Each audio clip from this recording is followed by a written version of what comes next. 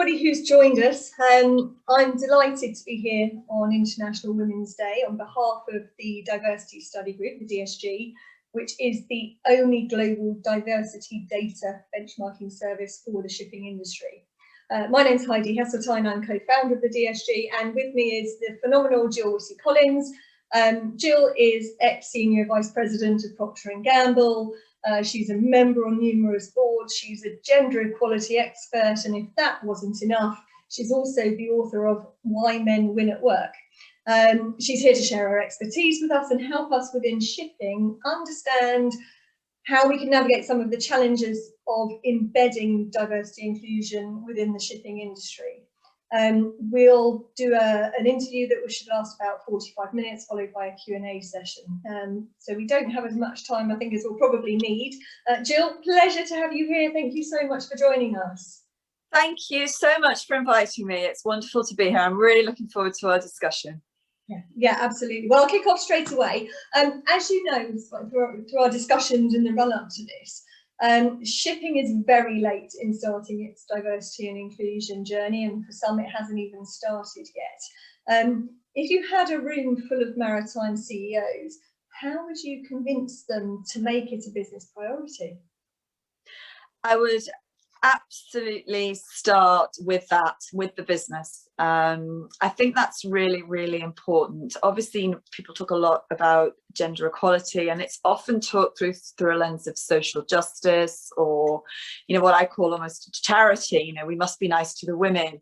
You know, with a group of people like that, I would absolutely start and not move on until everybody really had understood and embraced and was excited about the business case, actually, because it absolutely builds business. It delivers better results, and there's stacks of data, stacks of research that shows that organizations, companies, businesses that have gender equality and leverage diversity at all levels, including the senior levels, do deliver stronger results.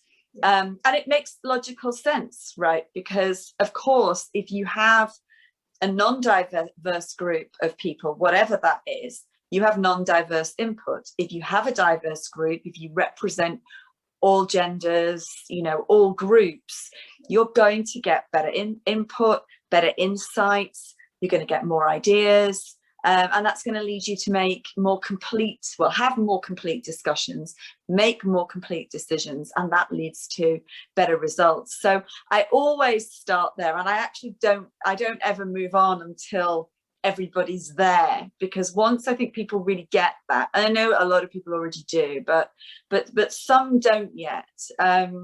When leaders really get that, then they're raring to go. You can't hold them back. Then where do I sign and how do I make this happen? So then actually the interventions become much, much easier to activate, because people want the result. Who doesn't want better business results? Yeah, absolutely. And for those who we've seen in the shipping industry who have actually got this as a business priority, most would be described, I think, as an immature stage on the D&I matrix, as it were. But there's still very much a lack of accountability within shipping. What's your thoughts on accountability? And sort of referring to your book, do you think greater accountability would help avoid what you refer to as mini-me syndrome? Yeah, I mean, I'm brought in a company where honestly, I think the first thing we were taught on day one was you get what you measure, and conversely, you don't get what you don't measure. So once you want to deliver anything, whether it's a business result or an organizational result, you absolutely have to set the target. And you absolutely have to measure it, and you absolutely have to hold everybody accountable to it, hold the people who can deliver it accountable to it. And that means in a good way and a bad way. That means rewarding delivery of it, and it means obviously penalizing non-delivery of it on the tougher end. And the one thing I would say though is that has to go with the buy-in first. It cannot be just, you know, a target setting, you're accountable for delivering 50% women here or whatever. You absolutely must get people to understand first, why are we doing this? Why is this important? Why will this build our business? Why will this make us stronger? And then people won't mind being measured against the target. They'll actually absolutely embrace that as a way of monitoring themselves, just like they would with a business strategy. Yeah, no, absolutely. And I think it's something that we're talking about more and more in shipping, and seeing people want to embrace a little bit more. Talking about measuring, as you know, within the DSG, we do benchmarking and sharing of best practice. So for us, we're trying to obviously establish the baseline and track and measure the progress. How can benchmarking and sharing of best practice help move the needle on diversity and inclusion from your perspective? I think it's so important, and I think the more brilliant examples we get of this working, and the more they're shared, the more progress we'll make, because I think everyone will want a part of it. But I think again, what's important is the first thing I think we should be sharing for the benchmarking is the results. So I think we should start with, hey, look at this. They've delivered these phenomenal results, and they say it's behind this. They Gill, states behind driving gender equality, driving diversity. Hello, did you lose me there? Just a little bit, yeah. Maybe if you could just start at that point again, if that's all right, in terms of the. Yes, if you do lose me, wave at me and I'll intervene somewhere. Yes, so what I was saying is absolutely the benchmarking helps, and I think the more we can do it, the more results we'll see. But where you must start is by sharing the results. So start with sharing. We have delivered, a plus X% top line growth, plus Y% profit growth. And we've done that behind these equality and diversity interventions, because people will be interested in the results. Let's not believe that people are going to be interested per se in sharing case studies and benchmarking on equality and diversity interventions just for their own sake. People are going to be interested in the results. So I think start there. And then again, you'll find people become very, very hungry for understanding exactly how you did that, because they're going to want a piece of the result as well. And I believe that ultimately, this is going to become a competitive point. It's going to become a case of, in order to be competitive, you're going to have to be good at this, because as more and more companies do equality and diversity very well, they're going to get better results and others are going to lag behind. So absolutely, yes, share, but start with dangle the bait of these are the results. Yeah, we've seen that a little bit at the moment. And one of the discussions we're having is actually in terms of looking at that measurement of performance as the D&I initiatives come in. And I think at that very immature phase we discussed, it's possibly a little bit challenging for some, but it's certainly very much coming on the radar. We've got some good examples of that, but I'll stick to where we are for now. Obviously International Women's Day. I'm sure there's a lot of very ambitious women watching this, and many more beyond. What advice would you give to an ambitious woman who's drawn to the shipping industry? I mean, assuming she had transferable skills, do you think she'd do better to turn towards an industry that's already more inclusive? I guess the question is, when is it wise to persevere in what some may perceive to be an unfriendly environment? So I would never dissuade anybody in this world from going after something that you're passionate about. If you're passionate about any industry, any line of work, you absolutely must go for it. And one of the things I always say is, remember, sometimes you're the role model. People always ask me, they always ask women, who's your role model? And sometimes you, in a situation, you think, well, actually, I kind of was one of the first to do that. I was. So sometimes you're going to be the role model. And just because somebody hasn't done it before doesn't mean you can't do it. So that would be the first thing that I would say. But with the caveat of, do obviously be wise and conscious and aware about the culture that you're going into. So a culture, it doesn't have to be there. It doesn't have to be at, the holy grail state of equality and everything's all set up for things to be, as easy for a woman as it is. It doesn't have to be there. but I think it has to have the intention to be there. You have to feel that the people in the senior positions get it. They get the power of equality and diversity. They understand the business potential of it. They're absolutely committed to making it happen. They see you as a part of that.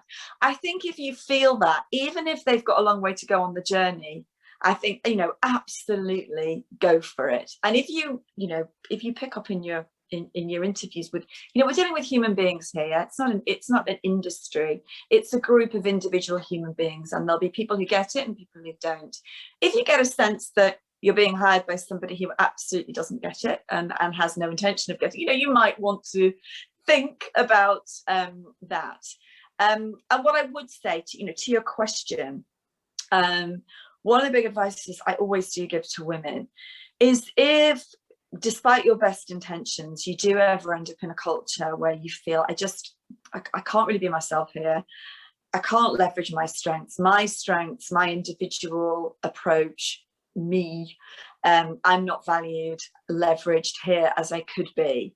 And if it's a very, very dominant culture that shows no sign of changing, yes, I would absolutely say don't waste too much time and energy trying to fix that environment, because it is basically not possible to fix a dominant culture if you're not part of that culture and the people in the dominant culture are not committed to it. So at some point, no, I wouldn't have you, flogging a dead horse forever. But equally, that doesn't mean giving up on an industry. It just means potentially, finding yourself a culture where you do believe you can belong, be yourself, and leverage what you have. No, absolutely. And I think I was asked a similar question recently, and for me it was a very similar answer, which was, it's about finding a company that almost shares your values, and the management who share your values. So whether that's D&I, it might be more of the sustainability, the environmental, particularly, I think, where we're looking at the future generations coming in. If those values align, it can, even if, as you rightly say, it's not at that point at the moment, hopefully it's on the journey to get there. Absolutely. And you can be part of that. If you really believe that an organization is committed, the leaders are committed to this, and they're bringing you in because of that, you can be part of the group and the group of role models who make that possible for future women. So that can be a very, very inspiring thing to do. Absolutely. And follow your instincts on all of these things. Yeah, and for shipping in particular at the moment, where there's a lot of collaboration on this that we're seeing at the moment, the diversity and inclusion initiative, and we've seen a fair amount of gender initiatives. We're seeing them come through for the other demographics at the moment. It is, you're right, it's an exciting opportunity, and actually to perhaps be in at this stage may be more exciting and rewarding than in other more advanced sectors where it's not all done, but greater progress has been made. Yeah, absolutely. You make a really interesting observation in your book, and one that we picked up in the title indeed for today's event, that having women on a team increases the collective intelligence of the team, and that by not having such diversity, we're not stretching the men that we have as much as we could, which I think was fantastic when I read that. Could you, for the audience and for me, expand on that and provide some insight as well into what we could reasonably expect to see in terms of behaviours and outputs as teams do become more diverse? Yeah, no, I mean, it's an interesting one, this. It's actually, in the book, it was referring to the Harvard Business Review research, where they basically looked at the success of a lot of teams, and the absolutely only differentiating factor they could find between the success of the teams when given various tasks and their collective intelligence was whether or not they had women on them.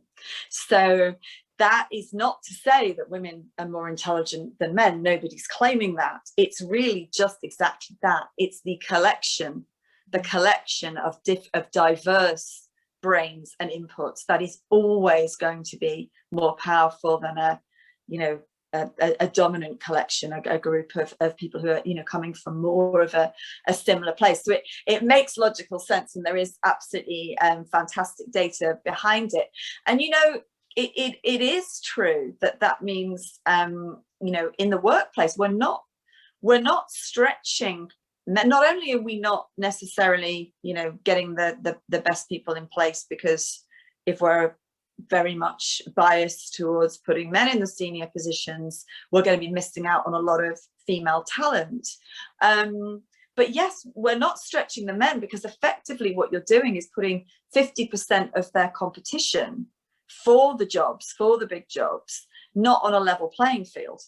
So you're essentially, you know, just not getting the best out of anybody in that situation. It's not just that you're missing out on the talent of the women. So yeah, you asked me what would we expect to see if we actually did, you know, really create this, if we attack this and embrace it and actually start to make it happen. I mean, in very simple terms, the first thing you'll see is you'll just look around you. Every meeting that you go into, whether it's a real one or a Zoom one, you'll look around and you will not see a dominant culture anymore. That's what you want. That's what you're looking for. Is I don't see a dominant culture. Everybody looks different. Every lot, you know, there's absolutely no dominant gender or no dominant anything. You'll also hear much more of an equal share of voice between the genders. I don't know whether you've seen any of those fantastic tools that you can actually use. They're quite fun, where you can actually monitor share of voice in meetings between individuals, but obviously between genders. And you'll find, it won't surprise you, that most meetings are dominated by the male share of voice. You'll start to see an equal share of voice. By the way, that will mean meetings may need to be longer, because the thing about not having diversity is you get a lot more agreement a lot more quickly. Doesn't necessarily lead to a good complete decision or a good complete plan, but it'll be quicker. So the opposite is true. You'll have a lot more diverse input. You'll need a lot more discussion. That's a good thing. You'll get more input from different angles. You'll get more insights. You'll get more ideas, and you'll make better, more complete decisions. You'll have better plans. So you will, once you start to activate this and you make that commitment to equality, and you actually say, right, I'm just, you know, as of now, going to start, you know, turning this team into an equal and diverse one, you'll see the change happening very, very quickly.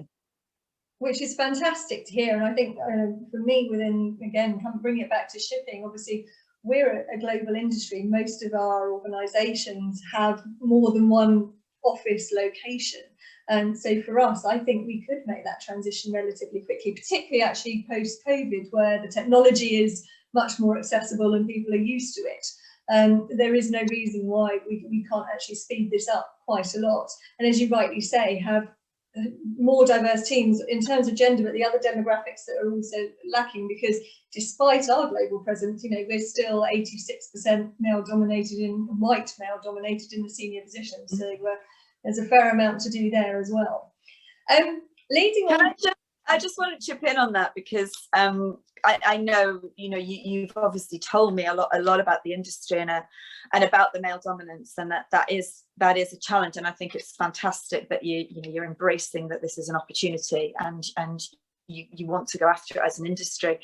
But so one positive word for you is that even industries that are much less male dominated at the kind of entry level, at the more junior management levels, still end up 90% plus male at the top. So you're actually, that's a negative thing to say, but an encouraging thing to say for you, that if you commit to it, you absolutely can do it, because if they can do it, you can also do it. Yeah, absolutely. And we have the benefit of learning from the best practice as well, of people who've already done it, which is what we're seeing from some of the work we're doing as well. When you're looking at this male-dominated environment, do you have any tips on how to turn male leaders into allies? Again, it starts with the business case. It has to start with the business case. There are, you know, fundamentally, I believe that most men in this world are good, decent men. They have good intentions. I always say, they don't wake up in the morning, jump out of bed and say, how can I build a patriarchy today and destroy as many women's careers as possible and promote as many. That isn't what is happening here. And, you know, you have a lot of men who actually passionately believe in equality. A lot of men become converted to equality when they have their own daughters and they don't want to send their daughters out into this workplace. So I think the underlying intention is there, but the action isn't always there. And it's something that often gets deprioritized, because we look at the last year, it's been so deprioritized because there's been a case of, yes, that is very important, but right now I've got to focus on the business in this global crisis. So it comes back to, you have to actually almost throw that away and say, don't do this for charity reasons, don't do this for social justice reasons, do this because it's a business strategy, do this because you believe from all the data that you're going to grow your business if you have equality and diversity at all levels. That is ultimately the way to make men truly embrace and truly act on it. And I almost don't like the concept of allyship, because I worry sometimes that allyship, it has that sense of, oh yes, I'll stand by, I can see you're fighting for that, so I'll stand next to you and I'll stand behind you and I'm on your side. And I think what I prefer more is the concept of really, you know, it's for everyone. I want to see men not as the allies of women, but as champions of gender equality, really moving this from a conversation about women to a conversation about gender equality and how that is good for everybody, whatever gender you are. I think that is, I truly believe that is the only way to actually make progress in a sustainable way, and to have men working on this in a way that it won't get deprioritized when the next business crisis comes along, because let's face it, there's always one, isn't there, around the corner? Absolutely, and it's one of the things that I would like to explore with you a little bit more. In fact, a couple of the points there are really interesting, and I'd love to go into a bit more detail. Looking at sort of like the diversity-aware leadership that you're talking about, and not having necessarily allies, but really strong advocates who want to really apply this across the board. Again, within your book, you reference about the impact that diversity-aware leaders can have. How much difference really can such leaders make? I mean, you had some statistics in the book on that. Would you be able to share some of those? Because I thought they were fascinating.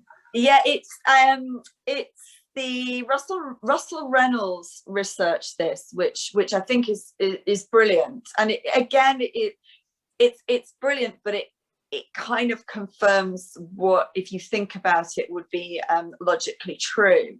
And what it shows is that leaders of teams who are diversity aware, so they are basically whatever gender they are, by the way, they are very aware of equality and diversity and very aware of it as a positive for the business and the organization. They create teams which everybody can feel a sense of belonging in, which means everybody therefore is comfortable and relaxed and therefore performs, because people only perform when they're comfortable and confident. They're more loyal, they're more engaged, so you get this wonderful self-fulfilling prophecy.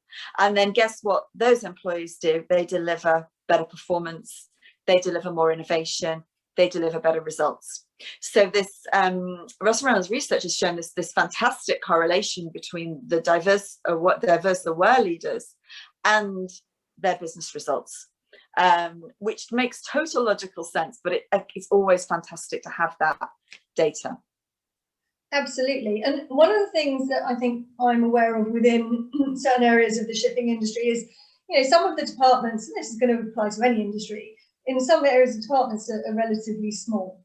So if you're hiring for a job and you have two candidates who are your preferred candidates of choice, but candidate A possesses a level of practical skills that candidate B lacks, but candidate B has the inclusive leadership style that you're saying we should be hiring for, how would you deal with the objections that from, say, the line manager who's hiring, that the role really has to, there's no choice, it's got to go to the person with the practical skills? So I'm not saying, of course, that, you know, we should ever be hiring people who don't have any of the skills, any of the practical skills, or any of the experience. I think, though, that's usually not where the struggle comes. I think because I think there are even in a male-dominant industry, I think there are people of both genders who have the skills, they have the education, they have the knowledge, and they have some of the experience. I think where the challenge often comes is when you're choosing between somebody who has potentially more years of experience and potentially feels that they have a right to a job, or that others feel they have the right to the job because they've been doing it for longer, they've been sitting in the waiting room for longer, and somebody else who absolutely has the skills and the knowledge and has some experience, but potentially is a more interesting candidate from the point of view of their leadership profile, potentially their awareness of diverse, all of these other skills. And, you know, these are important skills. Let's not forget, leadership isn't about your own technical capability in an area.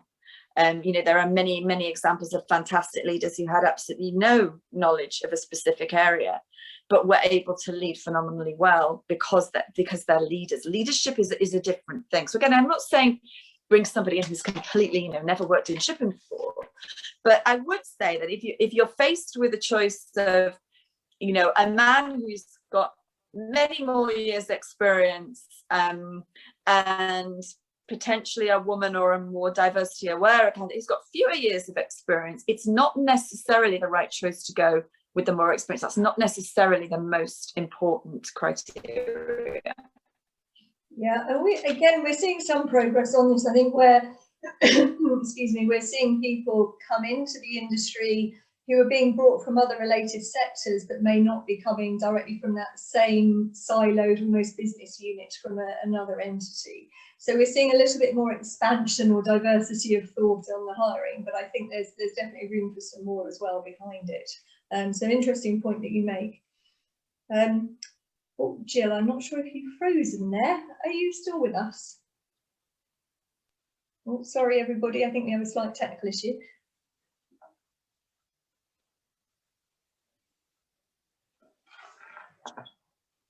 Hello. Could you just bear with us? Sorry about this. I'm also. Oh, Yeah, you're back. I've frozen. There we are. Can you hear me? Yes, we can. You can hear me? Okay, brilliant. Yes, I was just saying that I have always been a huge believer in that potential is more important than experience. Don't get me wrong, if you have both, that's fantastic. But sometimes you have to bet on somebody. And I think to drive equality, sometimes you have to, by definition, we're in a cycle of we've been moving for lots and lots of reasons the men into most of the leadership positions in all industries. So in order to drive equality, we're going to have to bet not just on some women, but on potentially some younger women and potentially some women who don't have the years of experience, but possibly have actually even greater ability and potential. Yeah, no, absolutely. You mentioned before in a point we were discussing earlier about equality for both men and women. And again, one of the points that came through in your book, and I've seen a couple of articles on it since, I think they're standing out to me perhaps a little bit more now, is that men must be given the same benefits as women and at the very least encouraged to take them, but actually ideally made to take them. Can you give some examples of this and what the benefits are? Yes, so I think we're all aware. I think the last year's made us aware of an issue that's always been there, but has been made much more visible by the pandemic, which is that women are generally taking 80% of the burden of unpaid work at home for the family. So if they have a family, even if they have their own paid job and an extremely potentially challenging career of their own, they're still generally taking 80% of the work. And that just doesn't work, right? If 24 hours in the day, all genders got the same number of hours. It cannot work if women are also taking on all of that stuff and then trying to deliver the job and the career and all, by the way, the visibility work that she needs to be doing to get rewarded for her work. So I am a passionate believer that we'll never be 50-50 in the workplace until we're 50-50 in the home. I just don't think the maths and the hours of the day work. So super important that we get to a world where, in a traditional family, a man not only is willing to do his share of that, looking after the kids, cooking, shopping, all of that stuff, but that he's also enabled to do that by his employer. I have, this last year, it would be easy to look at the data and say, well, men just don't get it, and they just don't bother, and they do their work and then put their feet up and wait for their tea to arrive. That's not really what's happening from what I've seen. I've had a lot of men writing to me saying, Jill, I would really, really like to do my share at home. I can see how much needs to get done, but I am not encouraged by my employer to do that. And in fact, that's really frowned upon. So my employer may in theory have gender neutral parental policies, but actually the way that they talk and what they say shows that their expectation is that the woman in the house will be taking care of that stuff so that the man can do his work. So as long as we're set up this way, it doesn't work, because even if men are saying, yeah, hands up, I'm in, I'll do my share, but someone needs to help me with that. And there are obviously various aspects to this, but one of the really important ones is parental leave.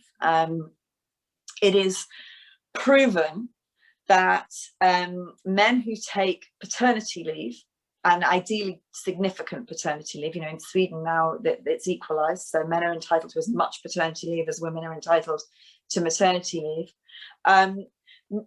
Not only obviously does that help the woman enormously during the time when the baby is small, but that actually sustains through the length of the relationship. So the man who learns essentially how to do the unpaid work with the kids, with the house, in that time that he's not working, he respects that enormously, and he continues to do that for the rest of the relationship, for the rest of the time the family's together, and therefore enables his partner, if she wants to have her career on her own on the same terms and the same hours availability that he can.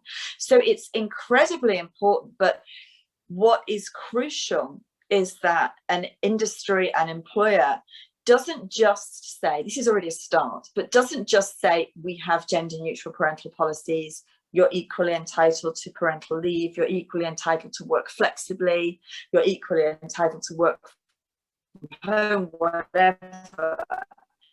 They have to really mean it. It can't just be on paper. It can't just be on paper, but then when the man actually puts himself forward and says, I'd like to take you up on this, to be drinking all afternoon with this, would be truly embraced and truly activated. But if it were, I believe that gender neutralizing parental and flexible policies is one of the most important things we can do to drive gender equality. It will take us some time to get there, but imagine a world where you're making a decision about who to give a job to or who to give a promotion to, which may require travel or whatever. Imagine a world where the men on your team are just as likely to take up parental leave or flex work or whatever as the women. It would completely eliminate some of those things that people don't say, but that do influence decision-making processes. Yeah, we've seen that. I think, was it Zurich Insurance who started doing flexible working and trying to promote some of this in an effort to, as part of their gender equality drive, but actually saw a massive uptake in the number of men applying as well as the women. So, again, you can see the evidence out in the market is starting to show that these things work. I think one of the things I read, and I think I might have forwarded this article to you, was where there was an interview with someone who was talking about the fact he'd asked for some flexibility in his working environment, but his boss, the first thing when he phones is, oh, how are you getting on as nanny? And he said it was a really difficult, because it was a male-dominated environment, it was really difficult with the level of banter, almost in a negative way. Yeah, probably isn't described as banter, but it's also that we've got to overcome, isn't it? Because that's a massive hurdle, I think, for us to get through. But as you say, an essential point. It is, and it's very real, you know, what you read there. I have a lot of male friends who have requested to take their company up on the parental leave, and they have faced, you know, a very cynical response, and a response which was basically, you can't be serious about your career if you want to do this. So that's got to stop. We really will not, as long as we live in a world where when a woman announces that she's pregnant and she's going to take maternity leave, it's treated as absolutely normal, and, you know, let's all celebrate, isn't this fantastic? And when a man announces that his partner is having a baby and he'd like to take parental leave, everybody sniggers and says, well, you know, that's your career over if you do that. This is never ever going to get us to equality. No, and I think that's such a major point in terms of the discussion today, and what one of the real key takeaways for us.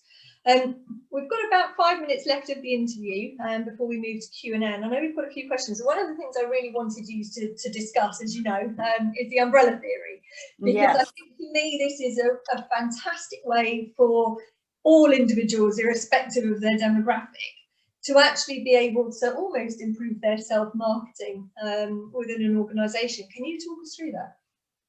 Yeah, so the umbrella theory. So what I mean by the umbrella theory is, you know, I've had, over the years, coached, mentored so many women, many of them working for me. And I can tell you, I'm not exaggerating, every single one of them has at some point said to me, but I do great work and my work should speak for itself. I shouldn't have to do all this stuff. And I say, that's just not the way it works. And I think men generally are much more savvy about this. And the way I think about it is, when we're working, all of us, it's, as far as our bosses are concerned, they're above us, right? They've got other things to think about. They've got other work of their own. As far as they're concerned, everyone's working under an umbrella. All they see is the tops of umbrellas. They don't really have a clue what work we're doing, or how well we're doing it, or how committed we are to it, how many hours we're putting on it, unless we move the umbrella aside every now and again and actually share it. I think we sometimes are a little deluded that we think our bosses are somehow watching us and know exactly what we're doing. They say to women, and again, it's a generalization to say that men are better at this. I know that, you know, some men aren't, some women are. But what I say to women is, it is absolutely not enough just to do the work. Of course, I want you to do great work, and of course you will, but you have to make your work visible, and you have to make yourself visible as well. Because here's the other human thing. When a boss makes a decision, when any human being makes a decision about who to give a job or a promotion or a project to, it's a human decision. It's not a spreadsheet decision. They don't do a spreadsheet analysis of everything that you did. There's a huge element of, who do I know? Who do I know? Who do I trust? Who do I feel comfortable with? So if you haven't been investing any time in making your work visible, making yourself visible, and making yourself just known on a human level, you are going to consistently miss out on the job or the promotion that you think you deserve. And by the way, from an ability point of view, you potentially do. So that's what I mean by the umbrella theory. Be really, really aware of it. It's absolutely true. And I know I used to get very frustrated for many years about these things until I understood this. And I know that what a lot of women will say, well, firstly, they'll say, I hate doing it. You know, we've got to get over that because our competition are doing it, so we have to do it.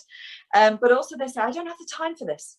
You know, remember that 80% of the unpaid work at home that I'm doing? And I would say, okay, well, you've got to be selfish about this. That's why you have to demand that you don't do 80% of that work, that you do 50% of that unpaid work, and you get support for that, and that you make the time. So however many hours a week you've got for your work, make sure that you're carving out, I'm going to say 10% of it.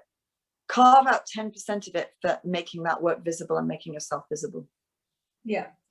And it's not necessarily, you know, I think the concern as well for a lot of people would be that it might be seen as a bit of an ego trip and a kind of trying to almost undermine others sometimes, but it's not that, is it? It's just finding the right way, the right ways to communicate with your manager about what you've been doing. So what strategies can people employ for that communication so that it also comes across in the right way, not only to your manager, but also to your colleagues if they're aware of it? Yeah, I think the really important thing is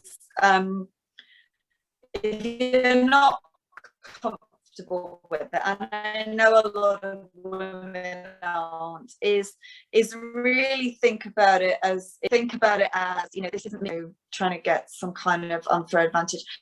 This is about the work. The work is important to me. The work is important to this organization, to this company. I want to make sure that the work is visible and that it can be as good as it can be. Another great way to think about this is our bosses. They're human beings. They like to be involved in the work. They want to be part of it. If you're working on a fantastic project, they'll want to know about it, and they'll actually want you to ask them for their experience and their feedback. They'll want the chance to contribute something, even something small that makes it a little bit stronger. So just reframe the way you think about it. Think about it as, this actually makes the work I'm doing that's so important to me stronger, because it will make it'll be getting even better quality input, and it will be more visible, which means it will be worth more because it will be seen and leveraged by more people. Yeah, okay. Thank you. And we're nearly moving to our Q&A session. But one of the things I wanted to ask you in particular was obviously that diversity and inclusion can be seen to be almost a luxury item for larger companies. Of course, there are so many smaller entities out there who, a lot of the organisations we're dealing with in the DSG, they don't have necessarily a dedicated person for D&I. In fact, most don't. Some are lucky if they have a dedicated HR person. We may be talking people with 40, 50 employees. Is D&I a luxury only for those with, significant numbers of employees, or is it something that, irrespective of your size, you can make a difference with? You know what I'm going to say here, let's put it this way. Equality and diversity and driving them are for any company, no matter how small you are, who wants to grow and who wants to perform as strongly as possible and who wants to deliver the strongest possible results. It doesn't matter how small you are and where you're going, you will get there faster with equality and diversity. And I know one of the things people often think is, people go straight to, but I don't have a big HR department who can do all this work for us. And again, that's something that needs to be totally reframed. This is not an HR policy. This is not an HR strategy. This is not HR work. This is a business strategy. It's a business strategy, and that means it's for everyone. So if you have anyone in your company, then you have enough people to work on this. But as we said, start by really, doing that work. Just invest a little bit upfront in that work to get people, have that epiphany, have that penny drop moment of, okay, I can see how moving from where we are today to there is going to make us stronger. Yeah, absolutely. And we've got some fantastic examples of it. I'm not going to take up your time today and our audience's time with that, but I think it's time for us to move to the Q&A session. So let me just have a look here, and we can start getting some questions in from our audience. In terms of one of them, the questions that we have is, as a woman in a male-dominated group, I've received a lot of advice about how to communicate and act in a way that is more male. As a consequence, I've become much more effective at being heard, but spend a lot of energy transforming my natural behaviours to fit this environment. How can you retain your authentic self as a woman in a male-dominated world?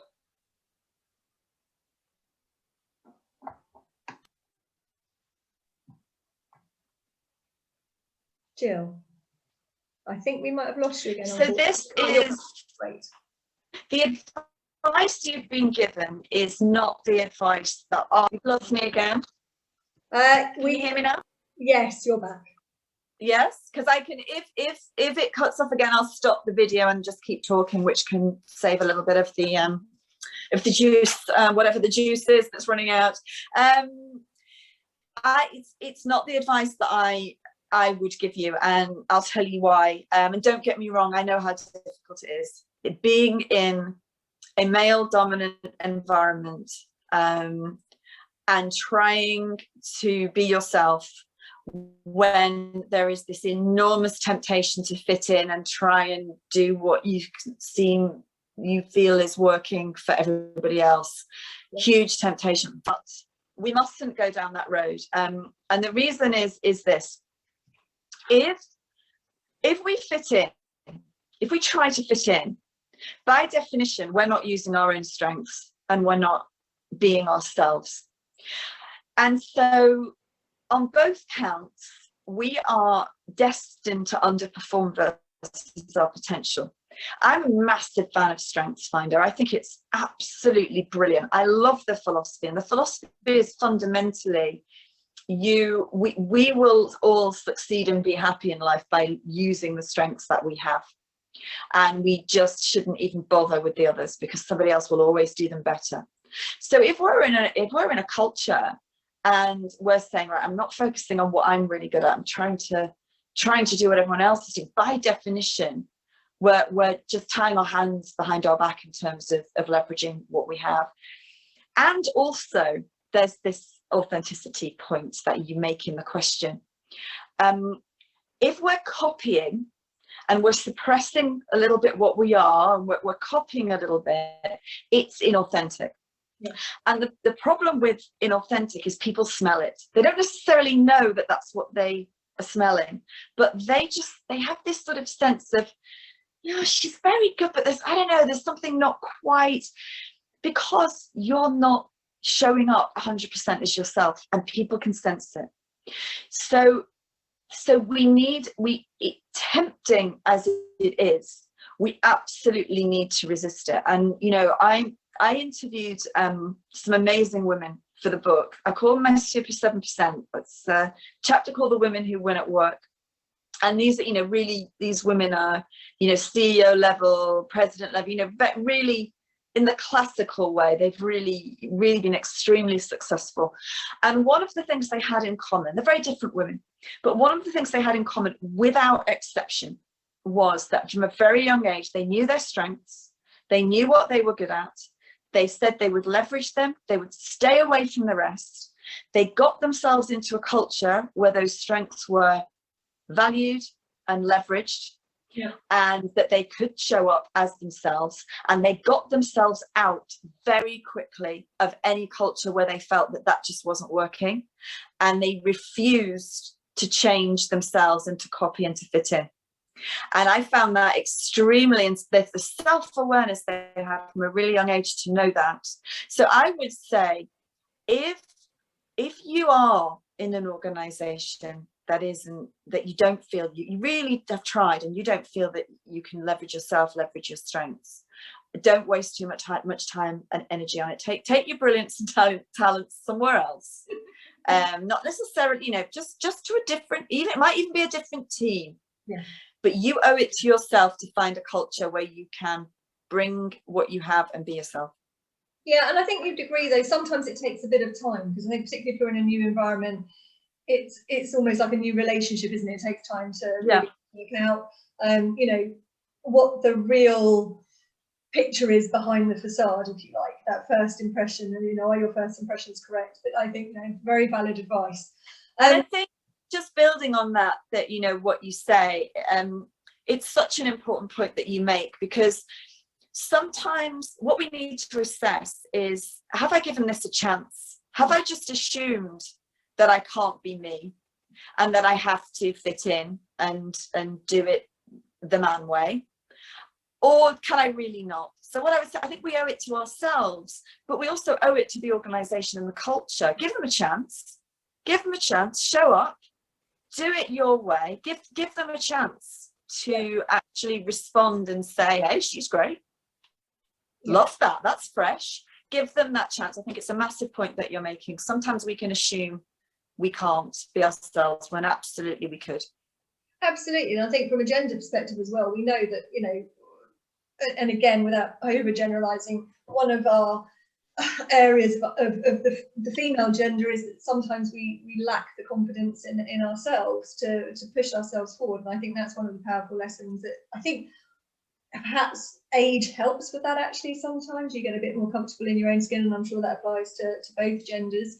But also I think a bit more self-belief as well, and the ability to just try something and, you know, say, look, I'd like to, and you know, confidence, it comes back to the same thing. I believe everyone has confidence in them, even if you don't feel it at a moment. I call it the confident core. It's like an apple. Might be a little bit bruised and soft on the outside, a bit battered, but it's got a confident core. But it comes back to that point. You find it in your own strengths. You find it by going back to, what am I uniquely good at, and bringing that. You're not going to find it anywhere else. Yeah.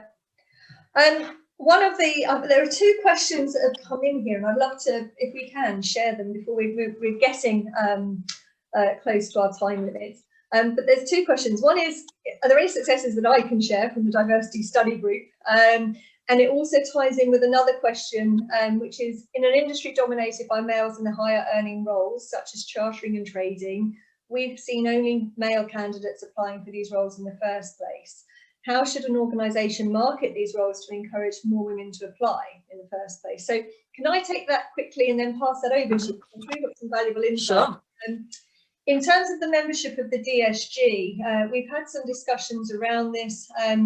I think the first part of it is making sure, as we've already spoken about, Jill, you know, the inclusivity, the working environment is right and supports it. What we've also had, though, is our members going the extra mile in order to find the women to apply.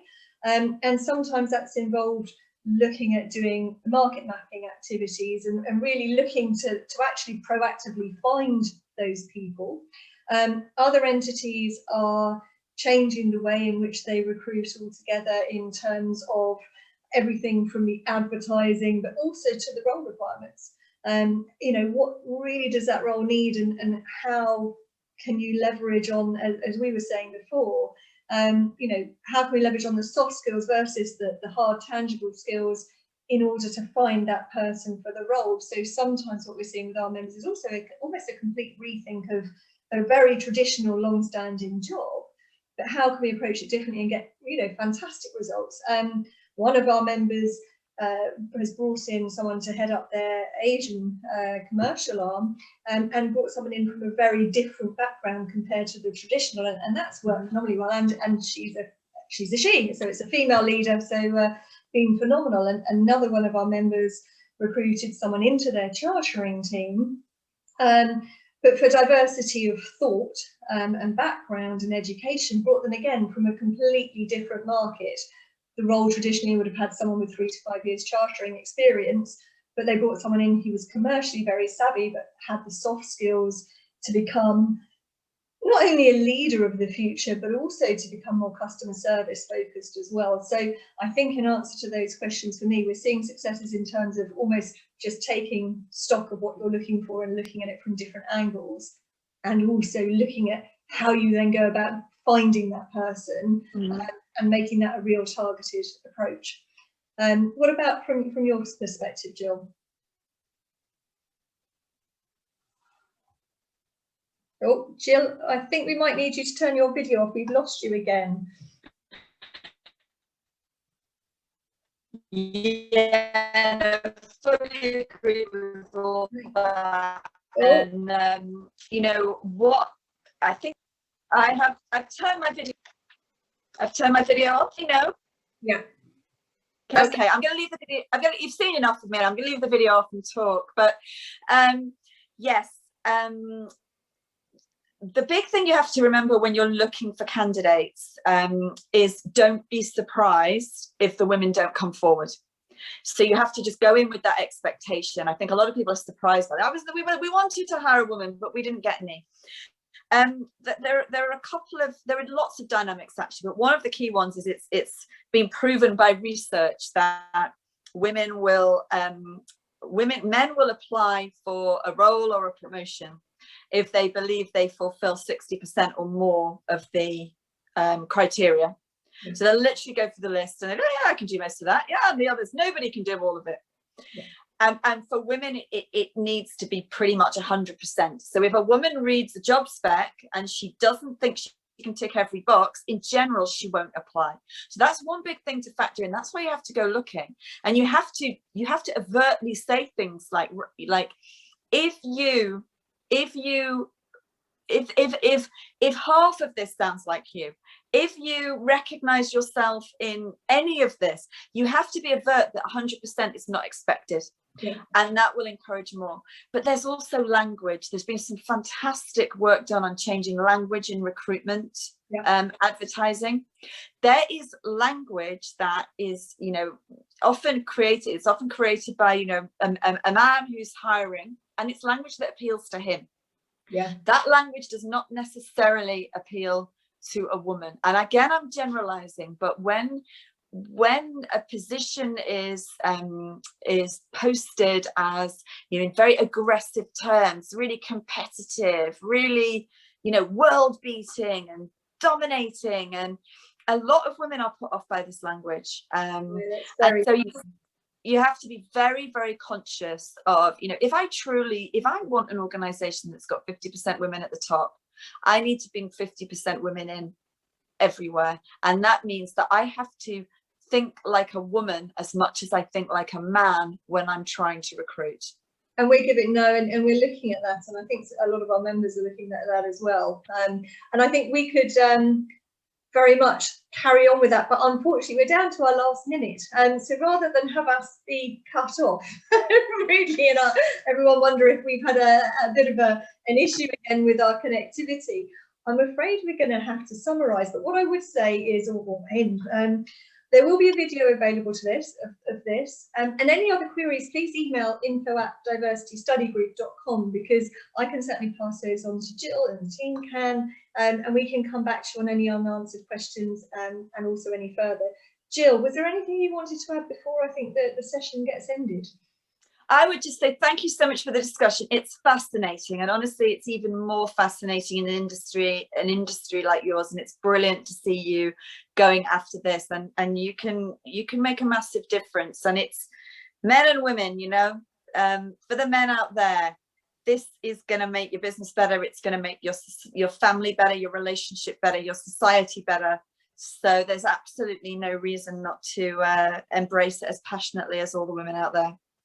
Fantastic. Thank you so much, Gill. It's been an absolute pleasure today. And I'm sure we've got a host of questions. I can see they've been coming in that we haven't been able to get to. So apologies for that, but perhaps we can find another time to do that. So thank you so much, everybody. Hope you've enjoyed it and enjoy the rest of your International Women's Day. Take care.